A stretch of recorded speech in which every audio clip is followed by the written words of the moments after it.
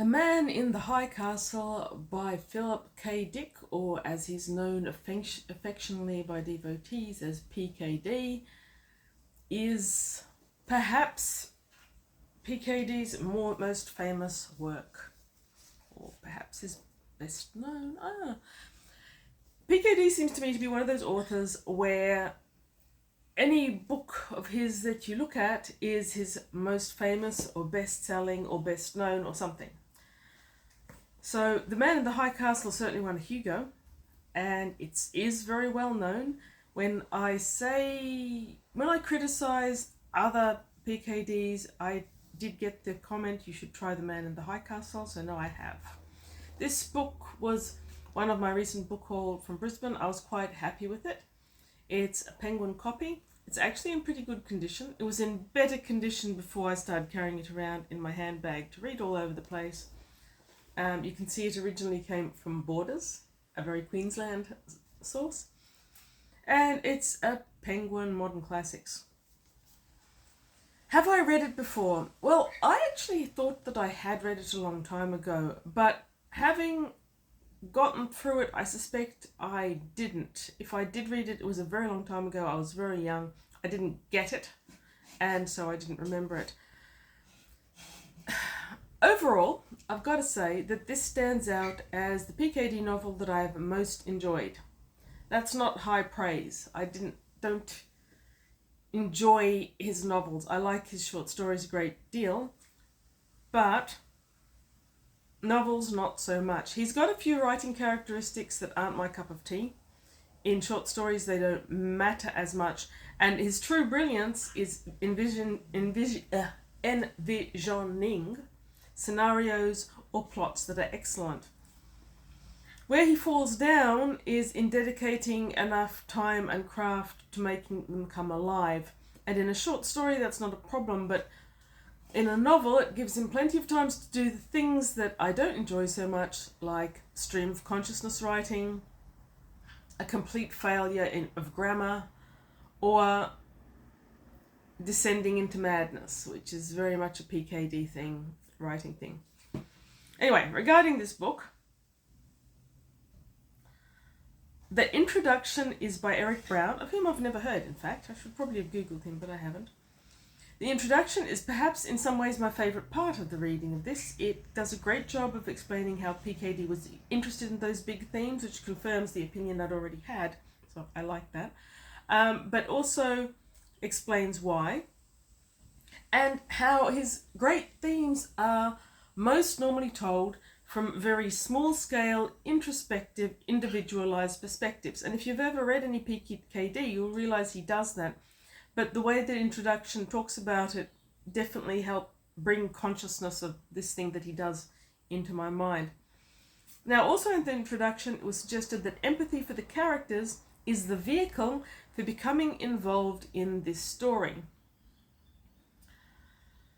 Hence why I would probably be giving this incredible classic that many people rave about a mere 3 out of 5 stars.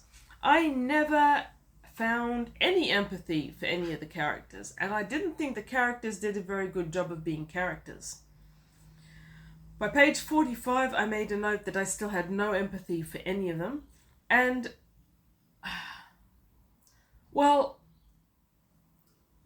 so I've now finished this book. I still have really no empathy for any of them, I've got to admit.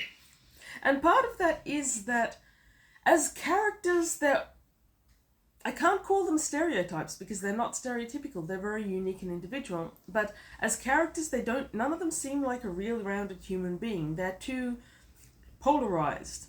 So you've got ones that ramble on consistently.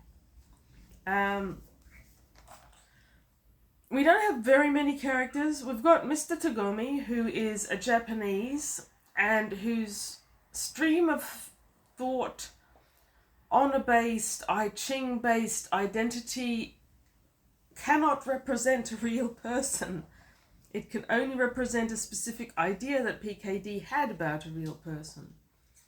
A character that we have very much in the early parts, Mr. Childen, is a white American who runs a shop selling Americana to the Japanese who own the Pacific part of America in this book. He is, again, not stereotypical. He's too unique to be stereotypical, but he's almost Dixonian.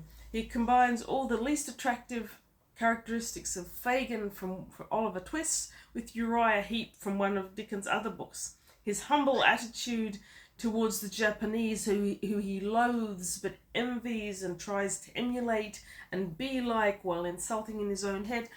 Again, unique, but really not a character who feels like a person, and I can't emphasize with that. Don't know that anyone can. We've got one woman, Juliana. In the early parts of the book, she actually presents as a human being, but by the end, she's a raving maniac. And again,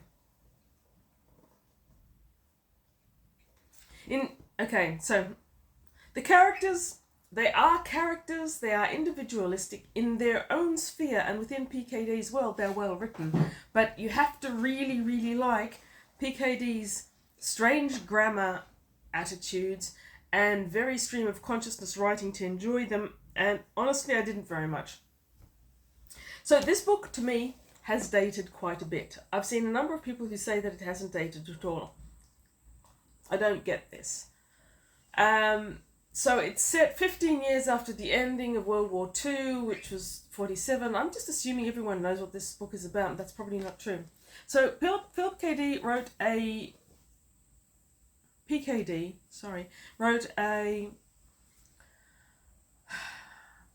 shall we say, speculative fiction rather than science fiction novel about a future in which the Axis forces won World War II, and they then divided the world up. So the world is now, Europe is mostly owned by Nazi Germany regime. Japan and a large portion of, I gather, Asia Pacific is owned by Japanese. This is based in America, so it's mainly concerned with Americans. The west coast of America is Japanese. The middle of America is apparently free. I can't quite tell. And the east coast of America has two separate states that are run by Nazi Germany sympathizers. Why did I say that? Oh yes. Set 15 years after the end of the World War II, which in this book happens in 1947, when the Allies all basically surrender. It feels very, very 60s, and it feels 60s in a few small and very distinctive ways that, to me, dated it. Now, PKD's writing doesn't date because it's too unique. His concepts haven't dated. They're actually quite brilliant. But Juliana, as a character, as a female, is intensely dated when she's actually being a character instead of just a raving madwoman. Various small aspects of the world in terms of technology have also dated.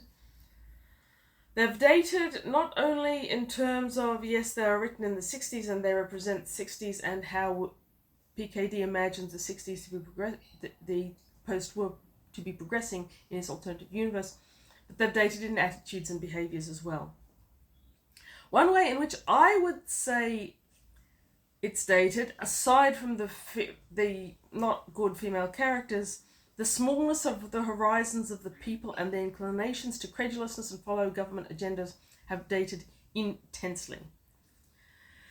Now, despite all that, this is a great book. You've got this book with a world building. The concept is fascinating. It's incendiary and amazing. A world which was ruled by Nazi Germany, and that era it was written makes it even more so. But the world building is great in theory. In practice, there's really not that much of it, let's be honest. You mostly get world building, or your experience of this alternative future past, from people standing around thinking about stuff. And most of those people are doing that stream of consciousness at you with no thought spared for grammar. So this part of the writing style is disconnected, it's non-grammatical, and one example that I'm going to give you comes from page 63. Pass it on to those responsible. Hand hot potato back. back a long line. What? What? It's as though PKD is trying to make everyone sound as if they're talking Japanese, but it's quite insulting to Japanese. Japanese is a very nuanced language, and when you translate from Japanese to English, it can feel chopped up and hackneyed. If that's what he was trying to do, it's a little bit racist, and that states it. But I'm not sure that was what he was trying to do, because PKD's experience with grammar is ephemeral. So my grammar is also pretty ephemeral. I know how to use it, but I don't know the concepts behind it. So I actually had to look up that paragraph from page 623. What type of word is a, and the? Apparently they are articles. Articles are used before nouns or noun equivalents and are a type of adjective. The definite article, the, is used before a noun to indicate that the identity of the noun is known to the reader. PKD's disinterest in using articles for large portions of this book makes it difficult to know what the people are thinking or talking about, and at some point I stop caring. If you give me too many pages of stuff that I don't understand, I stop caring. But that's me. Many people love this book, so they must love Stream of Consciousness. That's fine. Okay, if this is a mockery of the Japanese sentence structure, I'm okay with some of it. Like Chilton, the deeply unlikely Dixonian style salesman, has got a weird and twisted attitude toward Japanese. He is the worst grammar criminal. So perhaps that's what he's doing. And PKD has a reputation for excellent ideas. Maybe that was it. Or maybe, once again, he just didn't spend much time executing this excellent idea. Now, throughout the novel, the vehicle of the I Ching is a parallel story. And again, PKD was heavily into philosophy, much into reading about Eastern philosophies and mysticisms. The I Ching is used to explore people's inner concerns and feelings, and that's fine. The reliance that people put on it is extraordinary. But the I Ching was probably very new, exciting, or maybe even topical in the 60s. It was probably better when it was first written. It didn't wow me. I've never been much into the I Ching. When I was into that sort of woe stage of my life, I was more into the tarot. There's too much Ching in here, and it describes the structures and the coins and the sticks and the things. Reading I Ching descriptions is kind of like reading Nostradamus with its goats and pigs and chickens that the reader is then meant to interpret into real events. It's not for me. Having so many characters so awed by it left me meh. Not sure what PKD was trying to do with that. What he was trying to say with that much Ching, I don't know. For example, page 46. Be small and you will escape the jealousy of the great.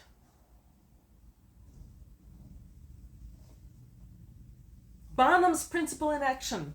Barnum's principle came from America as well. Well done. I Ching is Barnum's principle in action. I don't have a lot of respect for it. And it's hard to maintain respect for the characters in the book when every single one of them actually does seem to believe that the I Ching can direct their actions accurately. It's in some supernatural way.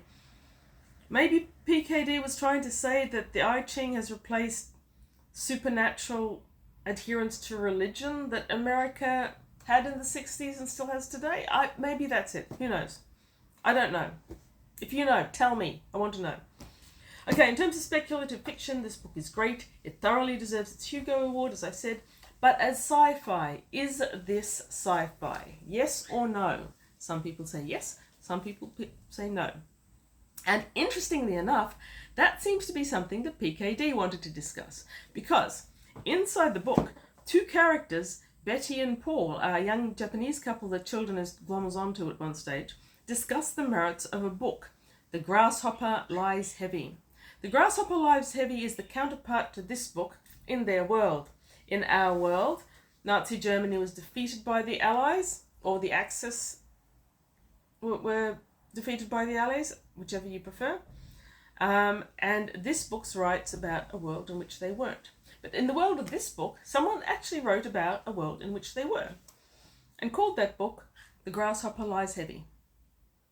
So in this dinner, Betty and Paul, who are Japanese, and I think I see what he was doing with the naming and the adulation of American Federation style culture, and I like that. I think he did that very well. They discussed the merits of The Grasshopper Lies Heavy, echoing what the reader must wonder and consider about The Man in the High Castle. So one, Betty claims that it can't be science fiction because there's no actual science in it. It's just investigating a narrative of an alternative future past. Paul, the young man, insists that it is science fiction, but because he grew up reading science fiction, and it's the same feel. So they have already had that discussion, which many people have been having about it ever since. I really like that. And PKD does a lot of that. He has these narratives within narratives, and he has layers within layers. It gets complex, it gets interesting, and it keeps me interested. So that was good. Now, this sort of self-examination of his own work, while it does make it fascinating and layered, it also makes it slow to read. You have to stop and think about it a lot. I think many authors wouldn't hate hearing that you had to do that about his book, and PKD probably would be happy with that. Now, again, going back to the introduction by Eric Brown, PKD was apparently desperate for recognition of his work, but in his lifetime he never got a lot of recognition in America. He got more in England, and I can understand that, because nations that grew up reading and loving Camus would be much better with this than a nation that grew up reading classic American science fiction. PKD wrote a number of non-fiction books, none of which sold in his lifetime. I feel that The Man in the High Castle, and maybe some other things of his that I've read, feel like science fiction being written by someone who doesn't actually want to write science fiction. They want to write mainstream fiction, but sci-fi is where the sales lie, and they have to. So in a lot of ways, in that regard, it reminds me of 1984. Again, speculative fiction, but it wasn't meant to be science fiction, and its original title was meant to be 1948. It was a social commentary on the era. It wasn't meant to be a commentary on where the world would progress to in the 80s. I feel that a very similar sense coming from The Man in the High Castle that I did from 1984. I hope PKD got some validation from the Hugo. I really think he deserved it.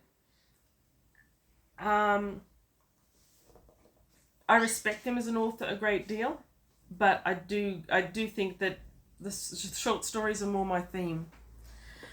Okay, so essentially he's not only offering the one alternative world, the one where the Axis powers won, but he's offering two alternative worlds, because the Grasshopper is the world in which the Allies won, but that world is not this world. His interpretation of how events would continue is very, very different. So that's interesting. A long time to read. I've heard that a lot of people are unhappy with the ending. I can't see why. The right ending is entirely consistent with the last part of the book, in which stream-of-consciousness and batshit crazy behaviour on the part of the characters is the norm. One character, Frank Fink, gets picked up by Gestapo. He's going to be deported from America to Germany for extermination, but that doesn't happen for a reason of complete randomness. His ex-wife Juliana, who starts off as a good character, she's working as a judo instructor. One day she picks up this young trucker of apparently Italian descent in a diner, takes him home. Next thing, they're doing a road trip. He gives her The Grasshopper Lies Heavy, which she reads. They do this road trip across the country. He promises her a night out in some city or other. I can't even remember which one. Is it really spoiler? Is it really spoiler to say that Joe is actually not Italian? I mean, I didn't foresee that one, but who cares? That he's come from Germany to assassinate the guy who wrote The Grasshopper Lies Heavy. Is that a spoiler? Because I knew it foresaw that within 2 pages of first encountering him. It was obvious that he wasn't what he said. And Juliana should have been able to see that as well. Juliana, I've got to say, a little bit of a dumb bunny. Only then she goes completely batshit crazy. At one point, maybe this too is.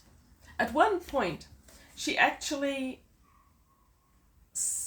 knifes Joe. Joe's picked her up as the excuse to get in to see the guy who wrote The Grasshopper Lies Heavy in his high castle. And he's going to use her and her low-cut dress as the visa to get into the house. When she realizes that this is his goal, she gets razors from the hotel and uses it to cut his throat, which would be great. But